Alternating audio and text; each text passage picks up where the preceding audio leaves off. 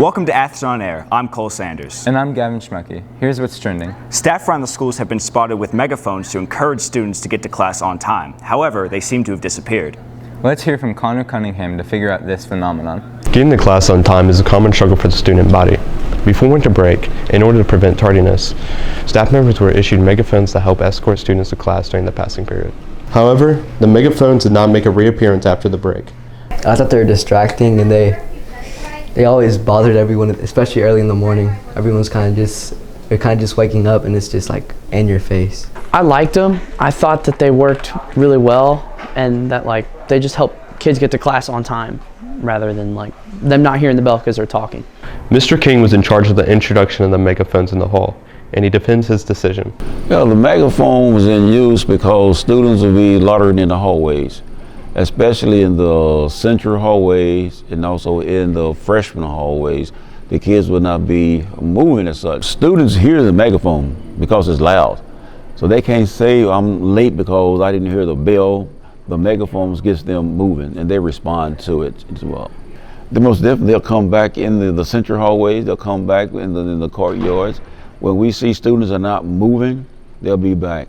Dr. Floor oversaw the decision to introduce and take away the megaphones, and now looks to improve how they're used. I think originally the goal was just to, help keep students moving along, especially on days we were super short-staffed. I'm not sure the jury's out on if it's accomplished. So I've had a couple students come and talk to me about how it made them feel, which I really appreciated their perspective. So based on that perspective, for example, it's loud, it could be triggering.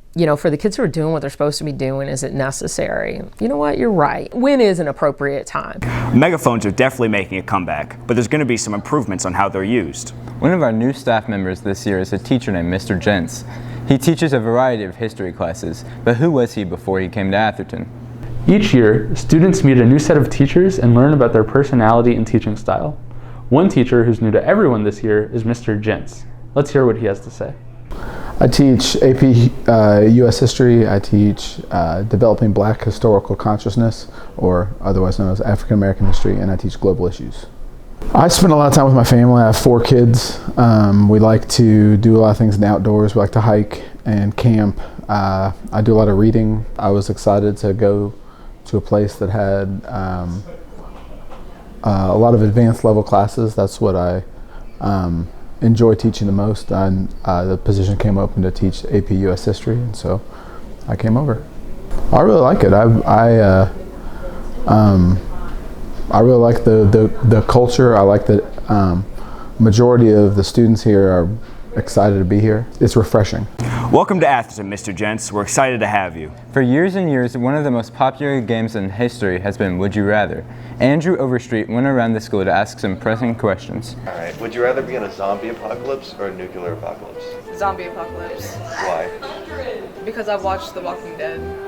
You got the survival tips. Yeah, of course. Right. I got me a little bunker. Rather be a lobster or a crab? Lobster, obviously. Would you rather eat something that's been on the floor or in a fridge for over a year? It has to be in the fridge for over a year. Why? It could be frozen and it could be good. Well, we never said it was fresh. It still could be good though. All right. You'd go. Would you rather fight 10,000 gorillas or not do that? Not do that. Why?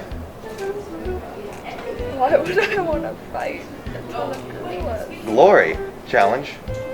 I'd fight you.